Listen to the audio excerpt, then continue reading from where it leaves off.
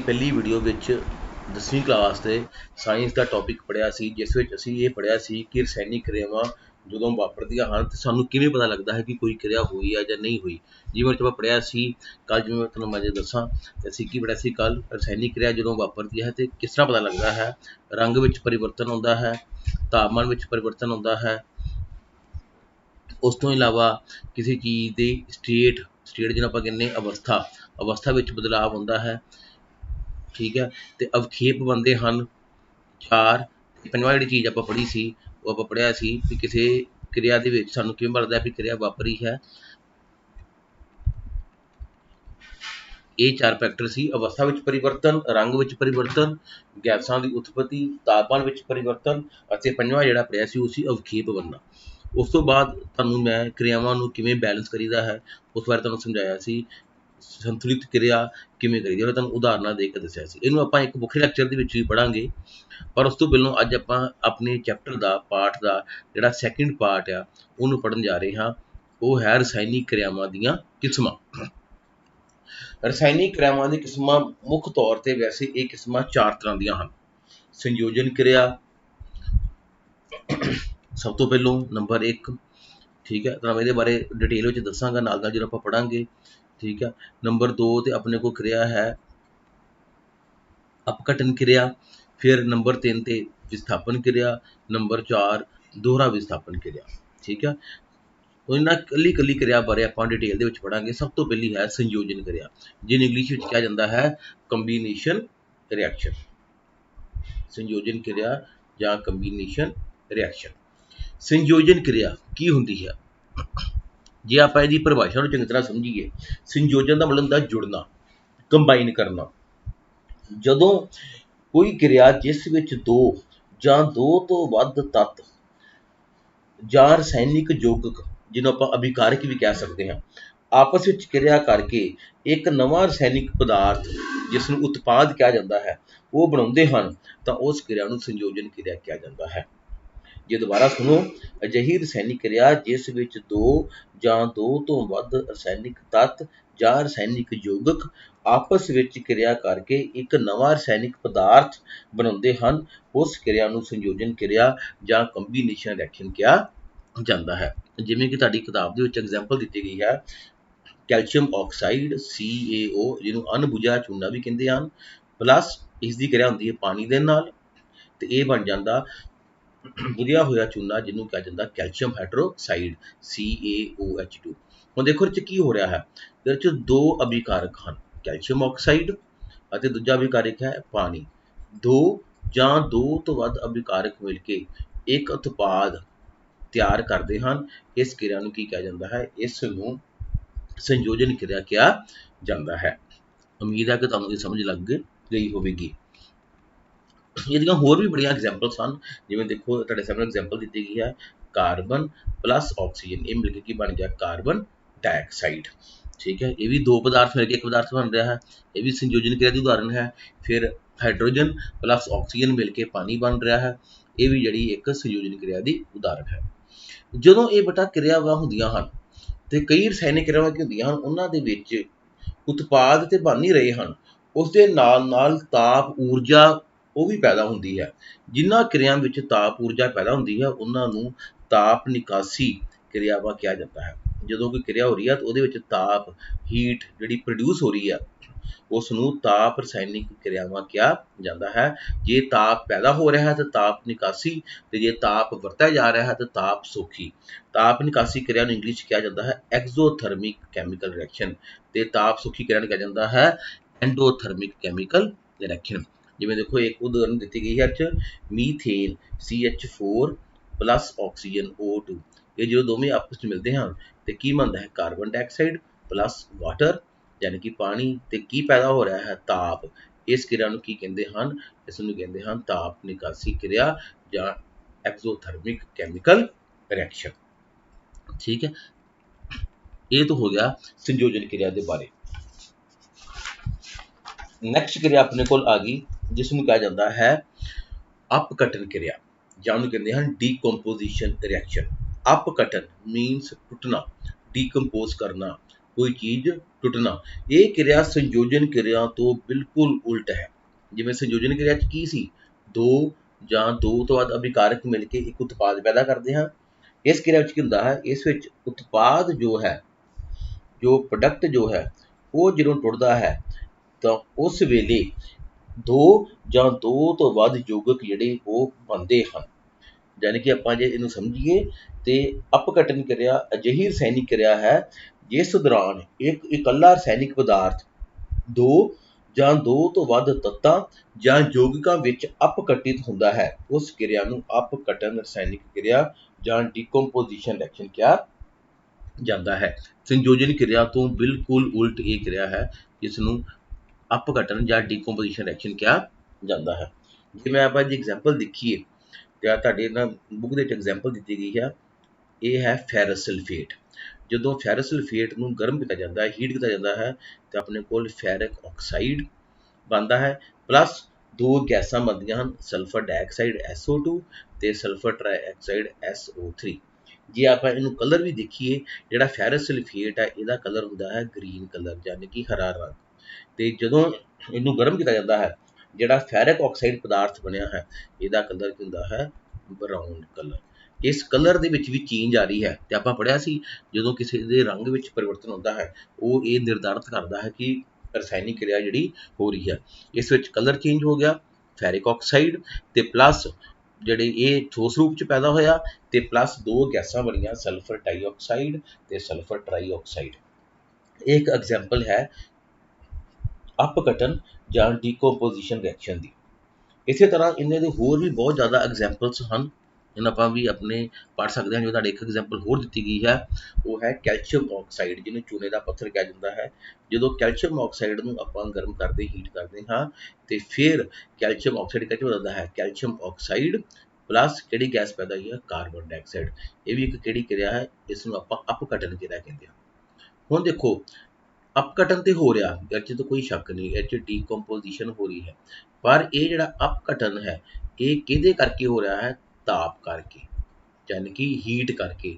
ਜਦੋਂ ਪਦਾਰਥ ਨੂੰ ਆਪਾਂ ਗਰਮ ਕੀਤਾ, ਹੀਟ ਕੀਤਾ, ਤੇ ਫਿਰ ਉਹ ਜਿਹੜਾ ਵਾ ਹੋਰ ਦੋ ਯੋਗਾਂ ਵਿੱਚ ਬਦਲਿਆ, ਇਸ ਕਰਕੇ ਇਸ ਨੂੰ ਤਾਪ ਅਪਘਟਨ ਰਸਾਇਣਿਕ ਕਿਰਿਆ ਵੀ ਕਿਹਾ ਜਾਂਦਾ ਹੈ।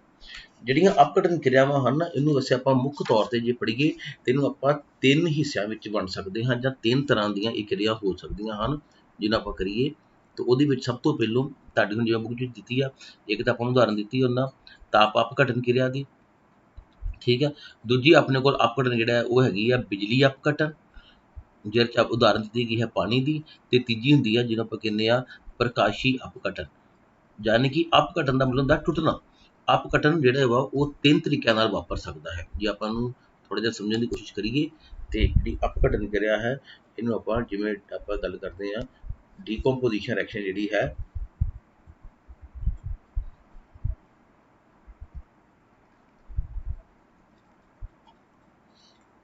ਇੱਕ ਸੈਕਿੰਡ ਥੋੜ੍ਹਾ ਜਿਹਾ ਇਹਨੂੰ ਆਪਾਂ ਜੇ ਡਾਰਕ ਕਰੀਏ।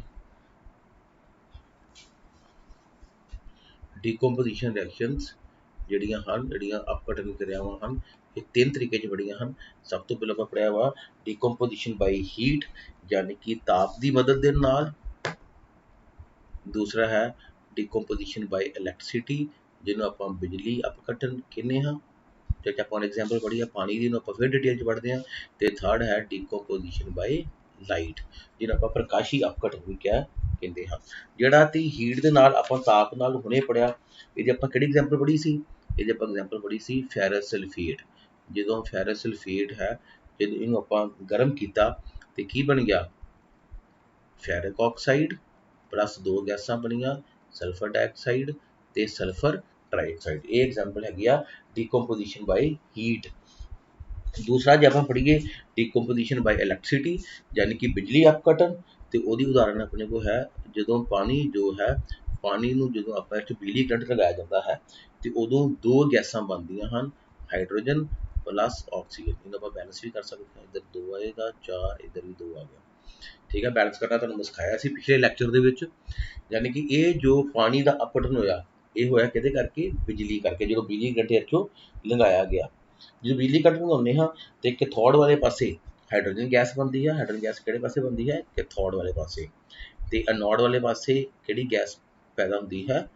ऑक्सीजन गैस पैदा होती है। ये चीज़ भी तुसीं नोट कर सकते जे, मतलब कैथोड वाले पासे किहड़ी गैस बनेगी तो एनोड वाले पासे किहड़ी गैस जिहड़ी वो बनेगी। तीसरा होंदा है अपघटन, जिहड़ा वो है लाइट करके। ते लाइट करके जिहड़ा अपघटन है, इहदी एग्जाम्पल है जिहड़ा सिल्वर क्लोराइड जिहड़ा पदार्थ है, ਜਦੋਂ ਇਹਦੇ ਵਿੱਚੋਂ ਲਾਈਟ ਜਿਹੜੀ ਪਾਸ ਕੀਤੀ ਜਾਂਦੀ ਹੈ ਤੇ ਉਹਦੀ ਮੌਜੂਦਗੀ ਵਿੱਚ ਇਹ ਡੀਕੰਪੋਜ਼ ਕਰਦਾ ਹੈ ਤੇ ਆਪਣੇ ਕੋਲ ਬਣ ਜਾਂਦਾ ਸਿਲਵਰ ਤੇ ਪਲੱਸ ਕਲੋਰੀਨ ਗੈਸ ਬਣ ਜਾਂਦੀ ਹੈ। ਜਿਹੜਾ ਸਿਲਵਰ ਕਲੋਰਾਈਡ ਹੈ ਇਹਦਾ ਕਲਰ ਹੁੰਦਾ ਹੈ ਵਾਈਟ, ਚਿੱਟਾ ਸਫੇਦ ਰੰਗ ਦਾ ਪਦਾਰਥ ਹੈ, ਤੇ ਜਿਹੜਾ ਸਿਲਵਰ ਆਪਣੇ ਕੋਲ ਬਣਿਆ ਇਹਦਾ ਕਲਰ ਹੁੰਦਾ ਹੈ ਗ੍ਰੀਸ਼ ਵਾਈਟ। ਤੇ ਇਹ ਜਿਹੜਾ ਕਲਰ ਵਿੱਚ ਬਦਲਾਵ ਆਇਆ ਤੇ ਨਾਲੇ ਇਹ ਜਿਹੜਾ ਅਪਘਟਨ ਕਿਹਦੇ ਕਰਕੇ ਹੋਇਆ? ਇਹ ਅਪਘਟਨ ਹੋਇਆ ਲਾਈਟ ਕਰਕੇ। ਇਸ ਕਰਕੇ ਇਹਨੂੰ ਆਪਾਂ ਕਹਿੰਦੇ ਆ ਪ੍ਰਕਾਸ਼ੀ अपघटन। यानी कि आप हुणे जिवें डिटेल च पढ़िया वा भी अपघटन क्रिया, आप दोबारा इहनूं जे देखीए, अपघटन क्रिया ताप करके हो सकती है, ਇਹਦੀ एग्जाम्पल तुसीं देख चुके जे। फिर अपघटन क्रिया जो है दूसरी पढ़िया आप हुणे, आज देखो एग्जाम्पल आप देखी ਇਹਦੇ ਚ ਹੁਣ अपघटन क्रिया किहदे करके हो रही है? ये बिजली करके, इसनूं कहने आ पानी दा बिजली अपघटन। ਹੁਣ इस एग्जाम्पल देखो तुसीं ਇਹਦੇ ਚ बड़े आराम नाल देख सकते जो, ਇਹਦੇ ਚ एनोड वाला साइड है, ठीक है, तो इधर किहड़ा कैथोड। एनोड वाले पासे ਕਿਹੜੀ ਗੈਸ ਬਣੀ ਆ? ਆ ਦੇਖੋ ਆਕਸੀਜਨ ਗੈਸ, ਠੀਕ ਆ। ਇਹਨੂੰ ਯਾਦ ਕਰਨ ਦਾ ਤਰੀਕਾ ਹੈ ਬੇਟਾ, ਐਨੋਡ ਕਿੱਥੇ ਪੈਂਦਾ? ਐੜੇ ਤੇ ਆਕਸੀਜਨ ਗੈਸ ਵੀ ਕਿੱਥੇ ਬਣਦੀ? ਐੜੇ ਤੇ ਜਿਹੜਾ ਆਪਣਾ ਕੈਥੋਡ ਸਾਈਡ ਆ, ਇੱਥੇ ਕਿਹੜੀ ਗੈਸ ਪੈਦਾ ਹੋਈ ਆ? Hydrogen gas. ਹੁਣ ਜਿਹਦੀ ਟੈਸਟ ਨੂੰ ਧਿਆਨ ਨਾਲ ਦੇਖੋ, ਜਿਹੜਾ ਇਹ ਵਾਲਾ ਪਾਸਾ ਵਾ ਇਹ ਜਗ੍ਹਾ ਥੋੜੀ ਆ, ਯਾਨੀ ਖਾਲੀ ਥਾਂ, ਬਾਕੀ ਸਾਰਾ ਪਾਣੀ ਆ। ਇੱਧਰ ਇਹ ਜਿਹੜੀ ਜਗ੍ਹਾ ਇਹ ਜ਼ਿਆਦਾ ਵਾ, ਇਹਦੇ ਮੁਕਾਬਲੇ ਡਬਲ ਆ। ਹਾਈਡਰੋਜਨ ਜਿਹੜੀ ਆ ਇਹ ज़्यादा बनती पई है, ऑक्सीजन मुकाबले डबल बनती पई है। डबल क्यों बनती पई है? क्योंकि आप जी देखिए पानी का फॉर्मूला की है H2O। एक पानी के अणु विच हाइड्रोजन के कितने परमाणु हैं? 2, ते ऑक्सीजन के परमाणु कितने हैं? 1। यानी कि हाइड्रोजन की अमाउंट, हाइड्रोजन की मात्रा पानी विच ऑक्सीजन के मुकाबले कितनी है? डबल है, दूनी है। इस करके ये हाइड्रोजन गैस है ये डबल बनती है, तो एक कैथोड वाले पासे जिहड़ी वो बनती पई है। ਤੇ ਤੀਸਰੀ ਆਪਾਂ ਨੇ ਪੜਿਆ ਸੀ ਜਿਹੜੀ ਕਿ ਪ੍ਰਕਾਸ਼ੀ ਅਪਘਟਨ, ਤੁਹਾਨੂੰ ਜਿਹੜੀ ਐਗਜ਼ਾਮਪਲ ਦਿੱਤੀ ਆ, ਸੇਮ ਐਗਜ਼ਾਮਪਲ ਇੱਥੇ ਦਿੱਤੀ ਆ। ਜਦੋਂ ਸਿਲਵਰ ਕਲੋਰਾਈਡ ਦੇ ਵਿੱਚੋਂ ਲਾਈਟ ਜਦੋਂ ਪਾਸ ਕੀਤੀ ਜਾਂਦੀ ਹੈ ਤੇ ਉਦੋਂ ਜਿਹੜਾ ਹੈ ਇਹ ਸਿਲਵਰ ਅਤੇ ਕਲੋਰੀਨ ਦੋ ਜਿਹੜਾ ਚੀਜ਼ਾਂ ਵਿੱਚ ਇਹ ਬੜਾ ਅਪਘਟਨ ਹੋ ਜਾਂਦਾ ਹੈ, ਪਰ ਇਹ ਪ੍ਰਕਾਸ਼ ਦੇ ਕਰਕੇ ਹੋਇਆ ਹੈ, ਇਸ ਕਰਕੇ ਇਹਨੂੰ ਪ੍ਰਕਾਸ਼ੀ ਅਪਘਟਨ ਵੀ ਕਿਹਾ ਜਾਂਦਾ ਹੈ। ਇਹ ਤਾਂ ਹੋ ਗਿਆ ਅਪਘਟਨ ਕਿਰਿਆ ਦੇ ਬਾਰੇ। ਹੁਣ ਇਸ ਤੋਂ ਬਾਅਦ ਤੀਸਰੀ ਕਿਰਿਆ ਆ ਗਈ ਵਿਸਥਾਪਨ ਕਿਰਿਆ, ਜਿਹਨੂੰ ਆਪਾਂ ਕਹਿੰਦੇ ਆ ਡਿਸਪਲੇਸਮੈਂਟ ਰਿਐਕਸ਼ਨ। ਵਿਸਥਾਪਨ ਕਰਨਾ, ਵਿਸਥਾਪਨ ਹੁੰਦਾ ਵਾ ਕਿਸੇ ਦੀ ਜਗ੍ਹਾ ਨੂੰ ਬਦਲ ਕੇ ਉਹਦੀ ਥਾਂ ਲੈਣੀ, ਠੀਕ ਹੈ। ਵਿਸਥਾਪਨ ਕਰਨਾ, ਜਿਵੇਂ ਦੇਖੋ ਬੇਟਾ ਬੜੀ ਸਿੰਪਲ ਜੀ ਐਗਜ਼ਾਮਪਲ ਹੈ, ਜਦੋਂ ਫੁੱਟਬਾਲ ਦਾ ਮੈਚ ਹੋ ਰਿਹਾ ਹੈ ਤੇ ਜਦੋਂ ਕਿਸੇ ਪਲੇਅਰ ਨੂੰ ਸੱਟ ਲੱਗ ਜਾਂਦੀ ਹੈ ਤੇ ਉਹਦੀ ਥਾਂ ਤੇ ਉਹ ਬਾਹਰ ਤੇ ਜਾਂਦਾ, ਦੂਜਾ ਪਲੇਅਰ ਆ ਜਾਂਦਾ ਹੈ, ਜਿਹਨੂੰ ਆਪਾਂ ਸਬਸਟੀਟਿਊਸ਼ਨ ਕਹਿੰਦੇ ਆ। डिसप्लेसमेंट ਦੇ ਵਿੱਚ ਕੀ ਹੋ ਰਿਹਾ ਵਾ, ਇਸ ਦੇ ਵਿੱਚ ਵੀ ਤੁਸੀਂ ਜੇ ਆਪਾਂ ਕਿਰਿਆ ਨੂੰ ਇੱਕ ਲੈ ਕੇ ਸਮਝਣ ਦੀ ਕੋਸ਼ਿਸ਼ ਕਰੀਏ ਤਾਂ ਤੁਹਾਨੂੰ ਜਲਦੀ ਸਮਝ ਲੱਗ ਜਾਏਗੀ। ਹੁਣ ਦੇਖੋ ਇਸ ਐਗਜ਼ਾਮਪਲ ਦਿੱਤੀ ਆ ਆਇਰਨ ਪਲੱਸ ਕਾਪਰ ਸਲਫੇਟ, ਇਹ ਬਣ ਗਿਆ ਫੈਰਸ ਸਲਫੇਟ ਪਲੱਸ ਕਾਪਰ। ਹੁਣ ਇੱਧਰ ਕੀ ਹੋ ਰਿਹਾ ਹੈ, ਕਾਪਰ ਸਲਫੇਟ ਵਿੱਚੋਂ ਕੀ ਹੋਇਆ, ਆਇਰਨ ਜੋ ਹੈ ਉਸ ਨੇ ਕਾਪਰ ਦੀ ਥਾਂ ਲਈ, ਤੇ ਕਾਪਰ ਦੀ ਥਾਂ ਲੈ ਕੇ ਉਹ ਉਧਰ ਬਣ ਗਿਆ FeSO4 ਤੇ ਕਾਪਰ ਜੋ ਹੈ ਉਹ ਵੱਖਰਾ ਹੋ ਗਿਆ। ਯਾਨੀ ਕਿ ਲੋਹੇ ਤੱਤ ਨੇ ਕਾਪਰ ਦੀ ਜਗ੍ਹਾ ਲੈ ਲਈ ਤੇ ਕਾਪਰ ਨੇ ਉਹਨੇ ਕਾਪਰ ਨੂੰ ਉਹਦੇ ਵਿੱਚੋਂ ਵੱਖ ਕਰਤਾ। ਹੁਣ ਇਹ 'ਚ ਲੋਹਾ ਜਿਹੜਾ ਵਾ ਇਹਦਾ ਕਲਰ ਜਿਹੜਾ ਸੀ, ਇਹ ਕਲਰ ਹੈਗਾ ਸੀ ਕਿਰਿਆ ਤੋਂ ਪਹਿਲੋਂ, ਇਹਦਾ ਕਲਰ ਹੈਗਾ ਗ੍ਰੇ ਕਲਰ, ਤੇ ਕਾਪਰ ਜਿਹੜਾ ਸੋਲੂਸ਼ਨ ਹੁੰਦਾ ਨਾ ਇਹ ਹੁੰਦਾ ਬਲੂ ਕਲਰ ਦਾ, ਜਿਹਨੂੰ ਆਪਾਂ ਨੀਲਾ ਤੋਤਾ ਵੀ ਕਹਿੰਦੇ ਆ, ਠੀਕ ਹੈ। ਰਿਐਕਸ਼ਨ ਹੋਣ ਤੋਂ ਬਾਅਦ ਇਹ ਬਣ ਗਿਆ ਫੈਰਸ ਸਲਫੇਟ, ਇਹਦਾ ਕਲਰ ਹੋ ਗਿਆ ਗ੍ਰੀਨਿਸ਼ ਹਰਾ ਰੰਗ ਬਣ ਜਾਂਦਾ, ਠੀਕ ਹੈ। ਤੇ ਪਲੱਸ ਕਾਪਰ ਜਿਹੜਾ ਕਿ ਰੈਡਿਸ਼ ਬਰਾਊਨ ਜਾਂ ਆਪਾਂ ਕਹਿੰਦੇ ਲਾਲ ਭੂਰੇ ਰੰਗ ਦਾ ਜਿਹੜਾ ਇਹ ਕਾਪਰ ਵੱਖਰਾ ਹੋ ਜਾਂਦਾ। ਪਰ ਮੁੱਖ ਇਹ 'ਚ ਰੰਗ ਵੀ ਤੁਸੀਂ ਯਾਦ ਕਰ ਸਕਦੇ ਜੇ, ਪਰ ਮੁੱਖ ਚੀਜ਼ ਆਪਾਂ ਨੂੰ ਕੀ ਹੈ ਵੀ ਲੋਹੇ ਨੇ ਕੀ ਕੀਤਾ, ਲੋਹੇ ਨੇ ਕਾਪਰ ਨੂੰ ਡਿਸਪਲੇਸ ਕਰਤਾ ਕਾਪਰ ਸ਼ੇਡ ਦੇ ਵਿੱਚੋਂ ਤੇ ਉਹਦੀ ਥਾਂ ਆਪ ਜਾ ਕੇ ਲੈ ਲਈ, ਠੀਕ ਹੈ। ਇਸੇ ਤਰ੍ਹਾਂ ਹੀ ਅਗਲੀ ਐਗਜ਼ਾਮਪਲ ਦੇਖੋ, ਇਹ 'ਚ ਜ਼ਿੰਕ ਪਲੱਸ ਕਾਪਰ ਸਲਫੇਟ ਆ ਤੇ ਇਹ 'ਚ ਕੀ ਬਣ ਗਿਆ ਜ਼ਿੰਕ ਸਲਫੇਟ ਪਲੱਸ ਕਾਪਰ। ਪਰ ਤੁਹਾਡੇ ਮਨ 'ਚ ਇੱਕ ਸਵਾਲ ਪੈਦਾ ਹੋਵੇਗਾ ਕਿ ਜ਼ਿੰਕ ਜੋ ਹੈ ਉਸ ਨੇ ਕਾਪਰ ਦੀ ਥਾਂ ਕਿਉਂ ਲਈ। ਜੇ ਆਪਾਂ ਇਸ ਕਿਰਿਆ ਨੂੰ ਇਸ ਤਰ੍ਹਾਂ ਲਿਖੀਏ ਬੇਟਾ, ਮੰਨ ਲਓ ਕਾਪਰ ਪਲੱਸ ਜ਼ਿੰਕ ਸਲਫੇਟ ਤੇ ਫਿਰ ਕੀ ਬਣੇਗਾ। ਹੁਣ ਦੇਖੋ ਜੇ ਆਪਾਂ ਇਸ ਚੀਜ਼ ਨੂੰ ਧਿਆਨ ਨਾਲ ਸਮਝੀਏ, ਹੁਣ ਜਿਹੜਾ ਇੱਕ ਤੁਸੀਂ ਰਿਐਕਟਿਵਿਟੀ ਸੀਰੀਜ਼ ਜਿਹੜੀ ਹੈ ਉਹ ਪੜ੍ਹਦੇ ਜੀ। ਤੇ ਰਿਐਕਟਿਵਿਟੀ ਸੀਰੀਜ਼ ਵਿੱਚ ਹੁੰਦਾ ਵਾ ਜਿਹੜਾ ਪਦਾਰਥ ਜ਼ਿਆਦਾ ਕਿਰਿਆਸ਼ੀਲ ਹੈ ਉਹ ਘੱਟ ਕਿਰਿਆਸ਼ੀਲਤਾ ਲੜੀ ਹੁੰਦੀ ਆ ਉਹ ਘੱਟ ਕਿਰਿਆਸ਼ੀਲ ਪਦਾਰਥ ਨੂੰ ਡਿਸਪਲੇਸ ਕਰ ਦਿੰਦਾ ਹੈ। ਹੁਣ ਇਹ 'ਚ ਕੀ ਹੈ, ਜੋ ਲੋਹਾ ਜਾਂ ਜ਼ਿੰਕ ਇਹ ਕਾਪਰ ਤੋਂ ਵੱਧ ਕਿਰਿਆਸ਼ੀਲ ਤੱਤਾਂ ਹਨ ਤੇ ਇਸ ਕਰਕੇ ਇਹ ਕਾਪਰ ਨੂੰ ਉਹਦੇ ਵਿੱਚੋਂ ਡਿਸਪਲੇਸ ਕਰਕੇ ਉਹਦੀ ਥਾਂ ਆਪ ਲੈ ਲੈਂਦੇ ਹਨ। ਪਰ ਕਾਪਰ ਜੋ ਕਿ ਜ਼ਿੰਕ ਨਾਲੋਂ ਘੱਟ ਕਿਰਿਆਸ਼ੀਲ ਹੈ, ਕਾਪਰ ਜ਼ਿੰਕ ਦੀ ਥਾਂ ਨਹੀਂ ਲੈ ਸਕਦਾ। ਯਾਨੀ ਕਿ ਜਦੋਂ ਕਾਪਰ ਪਲੱਸ ਜ਼ਿੰਕ ਸਲਫੇਟ ਦੀ ਕਿਰਿਆ ਹੋਵੇਗੀ ਤੇ then there will be no reaction, ਕੋਈ ਰਿਐਕਸ਼ਨ ਨਹੀਂ ਹੋਵੇਗੀ। ਇਹਦਾ ਕਾਰਨ ਤੁਹਾਨੂੰ ਸਮਝ ਲੱਗ ਗਿਆ ਹੋਵੇਗਾ ਵੀ ਜਿਹੜਾ ਤੱਤ ਲੜੀ ਆ, ਜਿਵੇਂ ਕਿਰਿਆਸ਼ੀਲਤਾ ਲੜੀ ਆ, ਜਿਹੜਾ ਤੱਤ ਉੱਪਰ ਪਿਆ ਵਾ, ਮੰਨ ਲਓ ਜ਼ਿੰਕ ਉੱਪਰ ਪਿਆ ਵਾ ਤੇ ਕਾਪਰ ਤੋਂ ਥੱਲੇ ਆ, ਜ਼ਿੰਕ ਕਾਪਰ ਨੂੰ ਉਹਦੇ ਯੌਗਿਕ ਵਿੱਚੋਂ ਬਾਹਰ ਕੱਢ ਸਕਦਾ ਹੈ, ਉਹਦੀ ਥਾਂ ਲੈ ਸਕਦਾ ਹੈ, ਪਰ ਕਾਪਰ ਜੋ ਹੈ ਇਹ ਜ਼ਿੰਕ ਨੂੰ ਉਹਦੇ ਯੌਗਿਕ ਵਿੱਚੋਂ ਬਾਹਰ ਨਹੀਂ ਕੱਢ ਸਕਦਾ। ਤੇ ਜਦੋਂ ਇੱਕ ਆਪਾਂ ਜੇ ਇਹਦੀ ਡੈਫੀਨੇਸ਼ਨ ਪੜ੍ਹੀਏ ਤੇ ਫਿਰ ਵਿਸਥਾਪਨ ਕਿਰਿਆ ਦੀ ਡੈਫੀਨੇਸ਼ਨ ਕੀ ਹੋਵੇਗੀ, ਅਜਿਹੀ ਰਸਾਇਣਿਕ ਕਿਰਿਆ ਜਿਸ ਵਿੱਚ ਵੱਧ ਕਿਰਿਆਸ਼ੀਲ ਰਸਾਇਣਿਕ ਤੱਤ ਕਿਸੇ ਯੌਗਿਕ ਵਿੱਚੋਂ ਦੂਜੇ ਘੱਟ ਕਿਰਿਆਸ਼ੀਲ ਤੱਤ ਦੀ ਥਾਂ ਆਪ ਲੈ ਲਵੇ ਤਾਂ ਇਸ ਰਸਾਇਣਿਕ ਕਿਰਿਆ ਨੂੰ ਵਿਸਥਾਪਨ ਕਿਰਿਆ ਕਹਿੰਦੇ ਹਨ। ਤੁਹਾਨੂੰ ਪੂਰੀ ਹੁਣ ਗੱਲ ਸਮਝ ਲੱਗੀ ਹੋਵੇਗੀ, ਜਦੋਂ ਵੱਧ ਕਿਰਿਆਸ਼ੀਲ ਰਸਾਇਣਿਕ ਤੱਤ ਕਿਸੇ ਯੌਗਿਕ ਵਿੱਚੋਂ ਘੱਟ ਕਿਰਿਆਸ਼ੀਲ ਰਸਾਇਣਿਕ ਤੱਤ ਦੀ ਜਗ੍ਹਾ ਆਪ ਜਾ ਕੇ ਲੱਲੇ ਅਤੇ ਉਸ ਨੂੰ ਉਸ ਤੋਂ ਬਾਹਰ ਕੱਢ ਦੇ ਤੇ ਉਸ ਨੂੰ ਆਪਾਂ ਕੀ ਕਹਿੰਦੇ ਹਾਂ, ਵਿਸਥਾਪਨ ਕਿਰਿਆ ਕਹਿੰਦੇ ਹਾਂ। ਇਸ ਤੋਂ ਬਾਅਦ ਬੇਟਾ ਆਪਣੇ ਕੋਲ ਚੌਥੀ ਟਾਈਪ ਆ ਗਈ ਰਸਾਇਣਿਕ ਕਿਰਿਆ ਦੀ, ਦੋਹਰਾ ਵਿਸਥਾਪਨ ਪ੍ਰਤੀਕਿਰਿਆ, ਜਿਹਨੂੰ ਇੰਗਲਿਸ਼ ਕਹਿੰਦੇ ਹਨ ਡਬਲ ਡਿਸਪਲੇਸਮੈਂਟ ਰਿਐਕਸ਼ਨ। ਇਹ ਵੀ ਵਿਸਥਾਪਨ ਕਿਰਿਆ ਹੀ ਹੈ, ਠੀਕ ਹੈ, ਪਰ ਇਹਦੇ ਵਿੱਚ ਤੇ ਜਿਹੜੀ ਕੱਲੀ ਵਿਸਥਾਪਨ ਪ੍ਰਤੀਕਿਰਿਆ 'ਚ ਇੱਕ ਫਰਕ ਹੈ ਕਿ ਦੋਹਰਾ ਵਿਸਥਾਪਨ ਕਿਰਿਆ ਦੇ ਵਿੱਚ ਹਮੇਸ਼ਾ ਅਵਖੇਪ ਯਾਨੀ ਕਿ ਪ੍ਰੈਸੀਪਿਟੇਟਸ ਬਣਦੇ ਹਨ। ਇਹ ਚੀਜ਼ ਅਸੀਂ ਯਾਦ ਰੱਖਣੀ ਆ, ਦੋਹਰਾ ਵਿਸਥਾਪਨ ਕਿਰਿਆ ਵਿੱਚ ਕੀ ਬਣਦੇ ਹਨ, ਪ੍ਰੈਸੀਪਿਟੇਟਸ, ਜਿਹਨੂੰ ਆਪਾਂ ਕੀ ਕਹਿੰਦੇ ਪੰਜਾਬੀ ਵਿੱਚ ਅਵਖੇਪ ਜਿਹੜੇ ਉਹ ਬਣਦੇ ਹਨ। ਇਹ ਇਹਦੇ ਵਿੱਚ ਫਰਕ ਹੈ। ਆ ਦੇਖੋਗੇ ਆਂਦੇ ਉਹ ਰਸਾਇਣਿਕ ਕਿਰਿਆ ਜਿਸ ਵਿੱਚ ਅਵਖੇਪ ਪੈਦਾ ਹੁੰਦਾ ਹੈ ਉਸ ਨੂੰ ਅਵਖੇਪਨ ਕਿਰਿਆ ਜਾਂ ਪ੍ਰੈਸੀਪਿਟੇਸ਼ਨ ਰਿਐਕਸ਼ਨ ਵੀ ਕਿਹਾ ਜਾਂਦਾ ਹੈ। ਜੇ ਆਪਾਂ ਇਹਦੀ ਐਗਜ਼ਾਮਪਲ ਦੇਖੀਏ, ਜਿਵੇਂ ਦੇਖੋ ਸੋਡੀਅਮ ਸਲਫੇਟ ਪਲੱਸ ਬੇਰੀਅਮ ਕਲੋਰਾਈਡ, ਉਹਦੇ ਵਿੱਚ ਕੀ ਹੋਇਆ, ਸੋਡੀਅਮ ਨੇ ਬੇਰੀਅਮ ਦੀ ਥਾਂ ਲਈ ਤੇ ਬੇਰੀਅਮ ਨੇ ਸੋਡੀਅਮ ਦੀ, ਉਹਦੇ ਵਿੱਚ ਸਿਰਫ ਇੱਕ ਤੱਤ ਦੂਜੇ ਤੱਤ ਨੂੰ ਵਿਸਥਾਪਿਤ ਕਰਦਾ ਸੀ, ਇਹਦੇ ਵਿੱਚ ਦੋ ਤੱਤ ਇੱਕ ਦੂਜੇ ਨੂੰ ਵਿਸਥਾਪਿਤ ਕਰ ਰਹੇ ਹਨ ਤੇ ਇਹਦੇ ਵਿੱਚ ਬਣ ਗਿਆ, ਜਦੋਂ ਸੋਡੀਅਮ ਦੀ ਥਾਂ ਬੇਰੀਅਮ ਲੈ ਲਈ ਤੇ ਉਹ ਬਣ ਗਿਆ ਬੇਰੀਅਮ ਸਲਫੇਟ ਤੇ ਬੇਰੀਅਮ ਦੀ ਥਾਂ ਸੋਡੀਅਮ ਲੈ ਲਈ ਉਹ ਬਣ ਗਿਆ ਸੋਡੀਅਮ ਕਲੋਰਾਈਡ।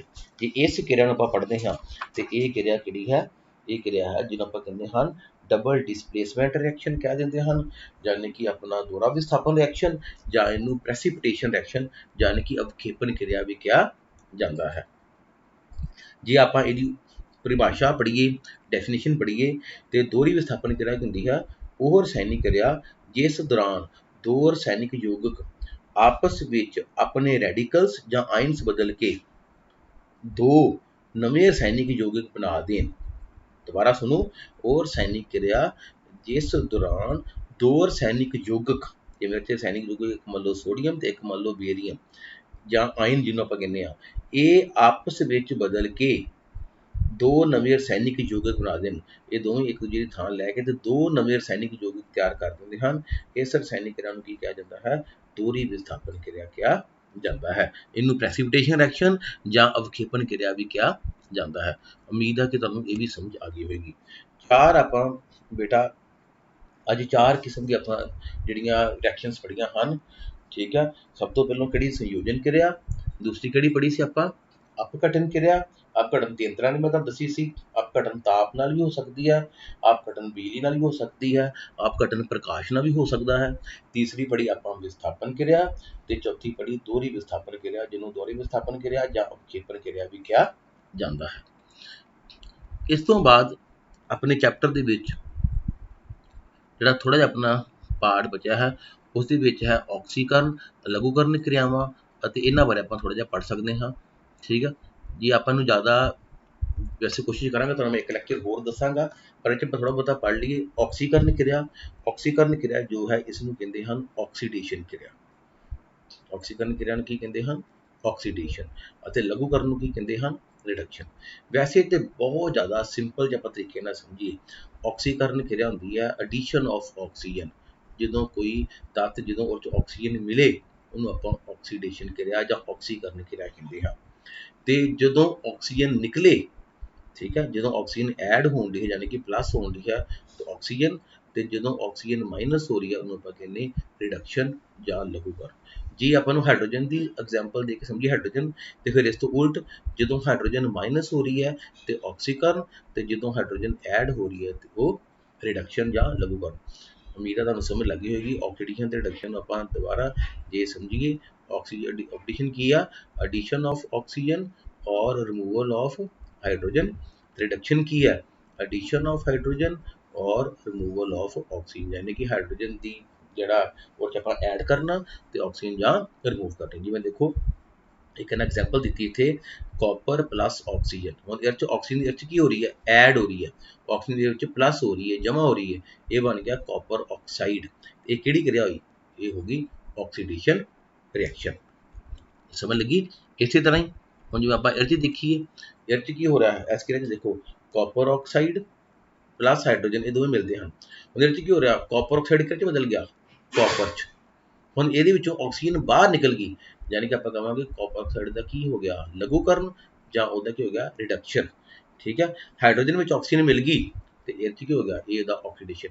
ਉਹ ਕਿਰਿਆ ਜਿਸ ਵਿੱਚ ਇਹ ਦੋਵੇਂ ਚੀਜ਼ਾਂ ਹੋ ਰਹੀਆਂ ਹਨ, ਆਕਸੀਡੇਸ਼ਨ ਕਿਰਿਆ, ਆਕਸੀਡੇਸ਼ਨ ਵੀ ਹੋ ਰਹੀ ਆ ਤੇ ਆਪਣਾ ਰਿਡਕਸ਼ਨ ਵੀ ਹੋ ਰਹੀ ਆ, ਉਸ ਨੂੰ ਕਿਹਾ ਜਾਂਦਾ ਹੈ ਰਿਡੌਕਸ ਰਿਐਕਸ਼ਨ ਜਾਂ ਰਿਡੌਕਸ ਕਿਰਿਆ। ਠੀਕ ਹੈ। ਵੇਖੋ ਰਿਡੌਕਸ ਜਿਹੜਾ ਰਿਐਕਸ਼ਨ ਆ, ਰਿਡੌਕਸ, ਇਹ ਦੋ ਵਰਡਸ ਨੂੰ ਮਿਲ ਕੇ ਬਣਿਆ ਹੈ। ਰੈਡ ਦਾ ਮਤਲਬ ਰਿਡਕਸ਼ਨ ਤੇ ਆਕਸ ਦਾ ਮਤਲਬ ਆਕਸੀਡੇਸ਼ਨ, ਯਾਨੀ ਕਿ ਉਹ ਕਿਰਿਆ ਜਿਸ ਵਿੱਚ ਰਿਡਕਸ਼ਨ ਵੀ ਹੋ ਰਹੀ ਹੈ ਤੇ ਆਕਸੀਡੇਸ਼ਨ ਵੀ ਹੋ ਰਹੀ ਹੈ। ਇਹਦੀ ਦੁਬਾਰਾ ਐਗਜ਼ਾਮਪਲ ਦਿੱਤੀ ਗਈ ਹੈ। ਇਸ ਐਗਜ਼ਾਮਪਲ ਨੂੰ ਤੁਸੀਂ ਦੁਬਾਰਾ ਸਮਝੋ। ਇਹ 'ਚ ਕਾਪਰ ਆਕਸਾਈਡ ਅਤੇ ਹਾਈਡਰੋਜਨ ਹਨ। ਕਾਪਰ ਆਕਸਾਈਡ ਕਿੱਥੇ ਬਦਲ ਗਿਆ? ਕਾਪਰ 'ਚ। ਇੱਥੋਂ ਆਕਸੀਜਨ ਨਿਕਲ ਗਈ, ਯਾਨੀ ਕੀ ਹੋ ਗਿਆ? ਰਿਡਕਸ਼ਨ। ਤੇ ਦੂਜੇ ਪਾਸੇ ਹਾਈਡਰੋਜਨ ਵਿੱਚ ਕਿਹੜੀ ਚੀਜ਼ ਆਣ ਕੇ ਐਡ ਹੋ ਗਈ? ਆਕਸੀਜਨ। ਤੇ ਇਹ ਕੀ ਬਣ ਗਿਆ? ਵਾਟਰ। ਇਹ ਕੀ ਹੋ ਗਿਆ? ਆਕਸੀਡੇਸ਼ਨ। ਤੇ ਹੁਣ ਇੱਕ ਕਿਰਿਆ ਵਿੱਚ ਆਕਸੀਡੇਸ਼ਨ ਵੀ ਹੋ ਰਹੀ ਹੈ, ਰਿਡਕਸ਼ਨ ਵੀ ਹੋ ਰਹੀ ਆ, ਤੇ ਇਹ ਕਿਹਦੀ ਐਗਜ਼ਾਮਪਲ ਹੈ? ਇਹ ਐਗਜ਼ਾਮਪਲ ਹੈ ਰਿਡੌਕਸ ਰਿਐਕਸ਼ਨ ਦੀ। ਠੀਕ ਹੈ। ਉਮੀਦ ਹੈ ਕਿ ਤੁਹਾਨੂੰ ਇਹ ਸਮਝ ਲੱਗ ਗਿਆ ਹੋਵੇਗਾ ਆਕਸੀਕਰਨ ਅਤੇ ਰਿਡਕਸ਼ਨ ਦੇ ਬਾਰੇ ਕੀ ਹੁੰਦਾ ਹੈ। ਇਸ ਤੋਂ ਬਾਅਦ ਦੋ ਆਪਣੇ ਛੋਟੇ ਛੋਟੇ ਟੌਪਿਕ ਹਨ। ਇੱਕ ਹੈ ਖੋਰਨ, ਜਿਹਨੂੰ ਕਰੋਸ਼ਨ ਕਿਹਾ ਜਾਂਦਾ ਹੈ। ਠੀਕ ਹੈ। ਹੁਣ ਜੀ ਦੇਖੋ ਲੋਹੇ ਦੇ ਬਾਰੇ ਤੁਸੀਂ ਪੜ੍ਹਿਆ, ਲੋਹੇ ਤੁਸੀਂ ਸਾਰਿਆਂ ਨੇ ਦੇਖਿਆ, ਲੋਹਾ ਜਿਹੜਾ ਵਾ, ਜਦੋਂ ਨਵਾਂ ਲੋਹਾ ਹੁੰਦਾ ਨਾ, ਇਹ ਬਹੁਤ ਚਮਕੀਲਾ ਹੁੰਦਾ, ਪਰ ਕੁਝ ਸਮੇਂ ਬਾਅਦ ਜਦੋਂ ਖਾਸ ਕਰਕੇ ਹਵਾ ਵਿੱਚ ਹੀ ਪਿਆ ਰਹਿੰਦਾ ਤੇ ਪਾਣੀ ਦੀ ਮੌਜੂਦਗੀ ਵਿੱਚ ਇਹਦੇ ਉੱਪਰ ਇੱਕ ਭੂਰੇ ਰੰਗ ਦੀ, ਇੱਕ ਭੂਰੇ ਪਾਊਡਰ ਦੀ ਇੱਕ ਪਰਤ ਜਿਹੜੀ ਜੰਮ ਜਾਂਦੀ ਹੈ। ਇਸ ਪ੍ਰਕਿਰਿਆ ਨੂੰ ਕਹਿੰਦੇ ਹਾਂ ਆਪਾਂ ਜੰਗ ਲੱਗਣਾ ਜਾਂ ਰਸਟਿੰਗ। ਠੀਕ ਹੈ। ਕੁਝ ਹੋਰ ਵੀ ਬੜੀਆਂ ਤਾਤਾਂ ਹਨ ਜਿਵੇਂ ਜਿਹੜੀਆਂ ਆਪਣੀ ਚਮਕ ਗਵਾ ਲੈਂਦੀਆਂ ਹਨ, ਜਿਵੇਂ ਆਪਾਂ ਕਹਿੰਦੇ ਕਾਪਰ ਆ, ਸਿਲਵਰ ਆ, ਇਹਨਾਂ ਦੇ ਉੱਪਰ ਵੀ ਜਦੋਂ ਟਾਈਮ ਦੇ ਨਾਲ ਨਾਲ ਕੀ ਹੁੰਦਾ ਹੈ, ਇਹਨਾਂ ਦੇ ਉੱਪਰ ਵੀ ਕੋਈ ਨਾ ਕੋਈ ਪਰਤ ਜਿਹੜੀ ਉਹ ਚੜ੍ਹ ਜਾਂਦੀ ਹੈ, ਜਿਸ ਕਰਕੇ ਉਹਨਾਂ ਦੀ ਜਿਹੜੀ ਆਪਣੀ ਜਿਹੜੀ ਸ਼ਾਈਨ, ਆਪਣੀ ਜਿਹੜੀ ਉਹਨਾਂ ਦੀ ਉਹ ਸ਼ਾਈਨ ਹੌਲੀ ਹੌਲੀ ਜਿਹੜੀ ਆ ਖਤਮ ਹੋ ਜਾਂਦੀ ਹੈ। ਜੰਗਾਲ ਲੱਗਣ ਦੇ ਨਾਲ ਲੋਹਾ ਖਰਾਬ ਤੇ ਹੁੰਦਾ ਹੀ ਆ, ਇਹ ਭੁਰਭੁਰਾ ਹੋ ਜਾਂਦਾ ਹੈ, ਜਿਸ ਕਰਕੇ ਫਿਰ ਇਹ ਬੜਾ ਜ਼ਿਆਦਾ ਡੇਂਜਰਸ, ਮਤਲਬ ਬੜਾ ਖਤਰਨਾਕ। ਕਈ ਵਾਰੀ ਲੋਹੇ ਦੇ ਵੱਡੇ ਵੱਡੇ ਪੁੱਲ ਬਣੇ ਹੁੰਦੇ ਹਨ, ਜਦੋਂ ਜੰਗਾਲ ਲੱਗਦਾ ਹੈ ਤੇ ਫਿਰ ਉਹ ਪੁੱਲ ਡਿੱਗ ਜਾਂਦੇ ਹਨ, ਪੁੱਲ ਟੁੱਟ ਜਾਂਦੇ ਹਨ, ਜਿਸ ਕਰਕੇ ਬਹੁਤ ਜ਼ਿਆਦਾ ਤੁਹਾਨੂੰ ਪਤਾ ਜਾਨੀ ਮਾਲੀ ਨੁਕਸਾਨ ਵੀ ਬਹੁਤ ਜ਼ਿਆਦਾ ਹੋ ਜਾਂਦਾ ਹੈ। ਪਰ ਇੱਕ ਚੀਜ਼ ਨੂੰ ਆਪਾਂ ਕੀ ਕਹਿੰਦੇ, ਇਹਨੂੰ ਆਪਾਂ ਕਹਿੰਦੇ ਹਾਂ ਰਸਟਿੰਗ। ਠੀਕ ਹੈ। ਤੇ ਦੂਜੀ ਇੱਕ ਚੀਜ਼ ਹੈਗੀ ਆ, ਇਹ ਮਤਲਬ ਰਸਟਿੰਗ ਕਿਉਂ ਹੁੰਦੀ, ਕਿਉਂ ਆ? ਦੇਖੋ ਲੋਹੇ ਨੂੰ ਜੰਗਾਲ ਕਿਉਂ ਲੱਗਦਾ? ਲੋਹੇ ਨੂੰ ਜੰਗਾਲ ਲੱਗਣ ਵਾਸਤੇ ਦੋ ਚੀਜ਼ਾਂ ਦੀ ਜ਼ਰੂਰਤ ਹੈ, ਇੱਕ ਤੇ ਆਕਸੀਜਨ ਤੇ ਇੱਕ ਪਾਣੀ। ਹੁਣ ਕਿਉਂਕਿ ਲੋਹੇ ਨੂੰ ਜੰਗਾਲ ਆਕਸੀਜਨ ਦੀ ਮੌਜੂਦਗੀ 'ਚ ਲੱਗਦਾ ਹੈ ਤੇ ਆਇਰਨ ਜਿਹੜਾ ਹੈ ਲੋਹਾ, ਇਹ ਬਦਲ ਜਾਂਦਾ ਹੈ ਆਇਰਨ ਆਕਸਾਈਡ, ਯਾਨੀ ਕਿ ਰਸਟ ਦੀ ਫਾਰਮ ਦੇ ਵਿੱਚ।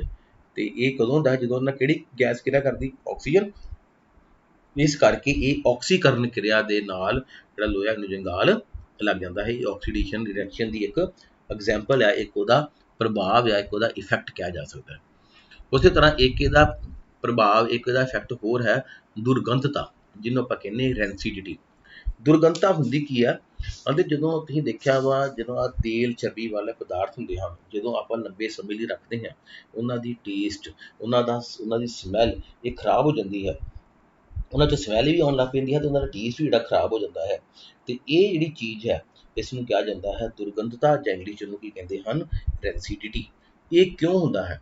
ਕਿਉਂਕਿ ਹਵਾ ਵਿੱਚ ਮੌਜੂਦ ਜਿਹੜੀ ਆਕਸੀਜਨ ਗੈਸ ਹੈ, ਜਦੋਂ ਇਹ ਇਹਨਾਂ ਨਾਲ ਕਿਰਿਆ ਕਰਦੀ ਹੈ ਤੇ ਉਸ ਟਾਈਮ ਤੇ ਇਹਨਾਂ ਵਿੱਚ ਜਿਹੜਾ ਵਾ ਉਹ ਸਮੈਲ ਤੇ ਟੇਸਟ ਉਹ ਖਰਾਬ ਹੋ ਜਾਂਦਾ ਹੈ, ਜਿਸ ਨੂੰ ਆਪਾਂ ਰੈਂਸੀਡਿਟੀ ਜਾਂ ਦੁਰਗੰਧਤਾ ਕਹਿੰਦੇ ਹਾਂ। ठीक है, लिखा ਜਦੋਂ ਚਰਬੀ ਅਤੇ ਤੇਲਾਂ ਦਾ ਆਕਸੀਕਰਨ ਹੋ ਜਾਂਦਾ ਹੈ ਉਹ ਦੁਰਗੰਧ ਦੇਣ ਲੱਗ ਜਾਂਦੇ ਹਨ। ਉਹਨਾਂ ਦੀ ਗੰਧ ਅਤੇ ਯਾਨੀ ਕਿ ਸਮੈਲ ਅਤੇ ਸਵਾਦ ਯਾਨੀ ਕਿ ਟੇਸਟ ਬਦਲ ਜਾਂਦੇ ਹਨ। ਆਮ ਤੌਰ ਤੇ ਚਰਬੀ ਅਤੇ ਤੇਲ ਯੁਕਤ ਵਾਲੇ ਪਦਾਰਥਾਂ ਵਿੱਚ ਉਹ ਪਦਾਰਥ ਜੋ ਆਕਸੀਕਰਨ ਰੋਕਦੇ ਹਨ ਉਹ ਮਿਲਾ ਦਿੱਤੇ ਜਾਂਦੇ ਹਨ। ਹੁਣ ਜੇ ਆਪਾਂ ਇਹਨਾਂ ਨੂੰ ਹੁਣ ਅਸੀਂ ਜੇ ਦੁਰਗੰਧਤਾ ਨੂੰ ਰੋਕਣਾ ਚਾਹੁੰਦੇ ਹਾਂ, ਹੁਣ ਤੁਸੀਂ ਦੇਖੋ ਕਈ ਵਾਰੀ ਆਪਣਾ ਉਹਨਾਂ ਵਿੱਚ ਆਪਾਂ ਕੀ ਕਰਾਂਗੇ ਕਿ ਕਿਸ ਤਰੀਕੇ ਨਾਲ ਆਪਾਂ ਦੁਰਗੰਧਤਾ ਨੂੰ ਰੋਕ ਸਕਦੇ ਹਾਂ। ਸਭ ਤੋਂ ਪਹਿਲਾਂ ਜਿਹੜਾ ਹੈਗਾ ਉਹ ਹਨ ਜਿਹਨੂੰ ਆਪਾਂ ਕਹਿੰਦੇ ਹਨ ਜਿਹੜੇ ਪਦਾਰਥ ਜਿਹਨੂੰ ਕਹਿੰਦੇ ਪ੍ਰਤੀ ਆਕਸੀਕਾਰਕ ਪਦਾਰਥ, ਜਿਹਨੂੰ ਇੰਗਲਿਸ਼ ਵਿੱਚ ਕਿਹਾ ਜਾਂਦਾ ਹੈ ਐਂਟੀਆਕਸੀਡੈਂਟਸ। ਐਂਟੀਆਕਸੀਡੈਂਟਸ ਜਿਹੜੇ ਕਿ ਆਕਸੀਡੇਸ਼ਨ ਨੂੰ ਰੋਕਦੇ ਹਨ, ਆਕਸੀਕਰਨ ਕਿਰਿਆ ਨੂੰ ਰੋਕਦੇ ਹਨ, ਉਹ ਪਦਾਰਥ ਮਿਲਾਤੇ ਜਾਂਦੇ ਹਨ। ਇਹਦੀ ਬੜਾ ਤੁਸੀਂ ਐਗਜ਼ਾਮਪਲ ਵੀ ਯਾਦ ਕਰ ਸਕਦੇ, ਇੱਕ ਹੁੰਦਾ ਜੀ BHA ਬਿਊਟੀਲੇਟਡ ਹਾਈਡਰੋਕਸੀ ਐਨੀਸੋਲ ਤੇ ਇੱਕ BHT ਬਿਊਟੀਲੇਟਡ ਹਾਈਡਰੋਕਸੀ ਟੋਲਿਨ।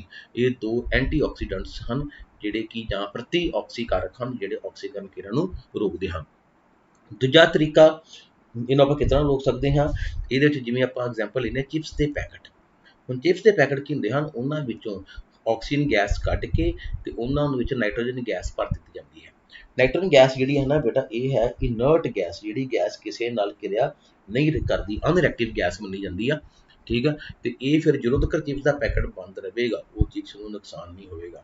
ਪਰ ਹਾਂ ਜੇ ਉਹਦੇ ਚਿਪਸ ਦਾ ਪੈਕਟ ਖੋਲ ਦਿੱਤਾ ਤੇ ਫਿਰ ਉਹ 'ਚੋਂ ਨਾਈਟ੍ਰੋਜਨ ਗੈਸ ਬਾਹਰ ਨਿਕਲ ਜਾਏਗੀ ਤੇ ਹਵਾ ਵਿੱਚ ਮੌਜੂਦ ਆਕਸੀਜਨ ਗੈਸ ਉਹਨਾਂ ਨਾਲ ਫਿਰ ਕਿਰਿਆ ਕਰੇਗੀ ਤੇ ਫਿਰ ਉਹਨਾਂ ਦਾ ਟੇਸਟ ਅਤੇ ਸਮੈਲ ਜਿਹੜਾ ਚੇਂਜ ਹੋ ਜਾਏਗਾ। ਜਾਂ ਕਿ ਜਦੋਂ ਤੱਕ ਪੈਕਟ ਬੰਦ ਆ ਉਦੋਂ ਤੱਕ ਉਹ ਸੇਫ ਆ, ਉਸ ਤੋਂ ਬਾਅਦ ਫਿਰ ਉਹਨਾਂ ਵਿੱਚ ਦੁਰਗੰਧਤਾ ਜਿਹੜੀ ਆਉਣੀ ਸ਼ੁਰੂ ਹੋ ਜਾਏਗੀ। ਤੀਸਰਾ ਤਰੀਕਾ ਇੱਕ ਹੋਰ ਹੈ, ਆਪਾਂ ਫਰਿੱਜ ਦੀ ਵਰਤੋਂ ਕਰਕੇ, ਰੈਫਰੀਜਰੇਟਰ ਦੀ ਵਰਤੋਂ ਕਰਕੇ ਆਪਾਂ ਦੁਰਗੰਧਤਾ ਤੋਂ ਚੀਜ਼ਾਂ ਨੂੰ ਕਾਫੀ ਹੱਦ ਤੱਕ ਜਾਂ ਕਾਫੀ ਟਾਈਮ ਤੱਕ ਬਚਾ ਸਕਦੇ ਹਾਂ। ਕਿਉਂਕਿ ਜਦੋਂ ਟੈਂਪਰੇਚਰ ਘਟਦਾ ਹੈ ਉਦੋਂ ਆਕਸੀਡੇਸ਼ਨ ਜਿਹੜੀ ਆਕਸੀਕਰਨ ਦੀ ਕਿਰਿਆ ਇਹ ਵੀ ਬਹੁਤ ਜ਼ਿਆਦਾ ਸਲੋ ਹੋ ਜਾਂਦੀ ਹੈ। ਜਾਂ ਫਿਰ ਆਪਾਂ ਉਹਨਾਂ ਨੂੰ 에ਅਰ ਟਾਈਟ ਕੰਟੇਨਰ 'ਚ ਦੇਖਿਆ ਹੋਵੇ, ਘਰਾਂ ਵਿੱਚ ਕਈ ਵਾਰ ਆਪਣੇ ਘਰ ਵਿੱਚ ਮੰਮੀ ਆਪਣੀ ਜਾਂ ਦਾਦੀਆਂ ਜਦੋਂ ਭੋਜਨ ਕਰਦੇ ਇਕੱਠੇ ਕਰਦੀਆਂ ਹਨ ਤਾਂ ਉਹਨਾਂ ਨੂੰ ਪੂਰੇ 에ਅਰ ਟਾਈਟ ਕੰਟੇਨਰ ਦੇ ਵਿੱਚ ਰੱਖਿਆ ਜਾਂਦਾ ਹੈ। ਉਹਦੇ ਵਿੱਚ ਹੁੰਦਾ ਹੈ ਆਕਸੀਜਨ ਜਿਹੜੀ ਅੰਦਰ ਨਹੀਂ ਜਾਵੇਗੀ ਤੇ ਭੋਜਨ ਦਾ ਆਕਸੀਕਰਨ ਨਹੀਂ ਹੋਵੇਗਾ। ਇਹ 3-4 ਤਰੀਕੇ ਹਨ ਪ੍ਰਤੀ ਆਕਸੀਕਾਰਕ ਦੀ ਵਰਤੋਂ ਕਰਕੇ, ਨਾਈਟ੍ਰੋਜਨ ਦੀ ਵਰਤੋਂ ਕਰਕੇ, ਫਰਿੱਜਾਂ ਦੀ ਵਰਤੋਂ ਕਰਕੇ, 에ਅਰ ਟਾਈਟ ਕੰਟੇਨਰ ਵਰਤ ਕੇ ਅਸੀਂ ਜਿਹੜਾ ਹੈ ਦੁਰਗੰਧਤਾ ਤੋਂ ਭੋਜਨ ਨੂੰ ਬਚਾ ਸਕਦੇ ਹਾਂ। ਇਹ ਸੀ ਆਪਣਾ ਅੱਜ ਦਾ ਲੈਕਚਰ ਜਿਹਦੇ 'ਚ ਆਪਾਂ ਸਮੀਕਰਨਾਂ ਜਿਹੜੀਆਂ ਉਹਦੇ ਵਿੱਚ ਆਪਾਂ ਪੜ੍ਹਿਆ ਵੀ 4 ਤਰ੍ਹਾਂ ਦੀਆਂ ਕਿਰਿਆਵਾਂ ਕਿਹੜੀਆਂ ਹਨ। ਉਸ ਤੋਂ ਬਾਅਦ ਤੁਹਾਨੂੰ ਆਕਸੀਕਰਨ ਅਤੇ ਲਘੂਕਰਨ ਬਾਰੇ ਦੱਸਿਆ ਗਿਆ। ਉਸ ਤੋਂ ਬਾਅਦ ਆਕਸੀਕਰਨ ਦਾ ਪ੍ਰਭਾਵ ਦੱਸੇ ਗਏ ਜਿਹਦੇ 'ਚ 2 ਪ੍ਰਭਾਵ ਪੜ੍ਹੇ ਆਪਾਂ, ਇੱਕ ਖੋਰਨ ਕਿਰਿਆ ਤੇ ਦੂਸਰੀ ਆਪਾਂ ਪੜ੍ਹੀ ਦੁਰਗੰਧਤਾ ਜਾਂ ਰੈਸਿਡਿਟੀ। ਮੈਨੂੰ ਉਮੀਦ ਹੈ ਕਿ ਤੁਹਾਨੂੰ ਇਹ ਚੈਪਟਰ ਸਮਝ ਆ ਜਾਵੇਗਾ। ਸਾਡਾ ਇਹ ਚੈਪਟਰ ਪੂਰਾ ਅੱਜ ਕੰਪਲੀਟ ਹੋ ਚੁੱਕਾ। ਇਹਨੂੰ ਆਪਾਂ 2 ਪਾਰਟਸ ਵਿੱਚ ਸੀ। ਪਹਿਲਾ ਪਾਰਟ ਤੁਹਾਨੂੰ ਜਿਹਦੇ ਵਿੱਚ ਆਪਾਂ ਇਹਦਾ ਪਹਿਲਾ ਹਿੱਸਾ ਜਿਹੜਾ ਇਕੁਏਸ਼ਨਸ ਬੈਲੈਂਸ ਕਰਨੀਆਂ ਸਿੱਖੀਆਂ ਸੀ, ਸਮੀਕਰਨਾਂ ਕਿਸ ਤਰ੍ਹਾਂ ਸੰਤੁਲਿਤ ਕਰਦੀਆਂ ਹਨ ਤੇ ਅੱਜ ਆਪਾਂ ਇਹ 'ਚੋਂ ਪੜ੍ਹਿਆ। ਹੁਣ ਆਪਾਂ ਤੀਜੇ ਲੈਕਚਰ ਦੇ ਵਿੱਚ ਤੁਹਾਨੂੰ ਮੈਂ ਇਹਦੇ ਵਿੱਚ ਇਹਨਾਂ ਦੀ ਥੋੜ੍ਹੇ ਬਹੁਤ ਤੁਹਾਨੂੰ ਮੇਨ ਕੁਐਸਚਨਸ ਦੱਸਾਂਗਾ ਤਾਂ ਅਸੀਂ ਕਿ ਉਹਨਾਂ ਨੂੰ ਤੁਸੀਂ ਆਪਣੀ ਪ੍ਰੈਕਟਿਸ ਕਰ ਸਕੋ। ਠੀਕ ਹੈ, ਫਿਰ ਵੀ ਜੇ ਕਿਸੇ ਨੂੰ ਕੋਈ ਡਾਊਟ ਆਏਗੀ ਤੇ ਆਪਾਂ ਫਿਰ ਇੱਕ ਲੈਕਚਰ ਹੋਰ ਰੱਖਾਂਗੇ ਜਿਹਦੇ ਵਿੱਚ ਕੁਐਸਚਨ ਆਨਸਰਸ ਵੀ ਕਰਾਂਗੇ ਪਲੱਸ ਥੋੜ੍ਹੀਆਂ ਸਮੀਕਰਨਾਂ ਜਿਹੜੀਆਂ ਉਹਨਾਂ ਨੂੰ ਵੀ ਸੋਲਵ ਕਰਨ ਦੀ ਕੋਸ਼ਿਸ਼ ਕਰਾਂਗੇ। ਥੈਂਕ ਯੂ ਜੀ, ਥੈਂਕ ਯੂ।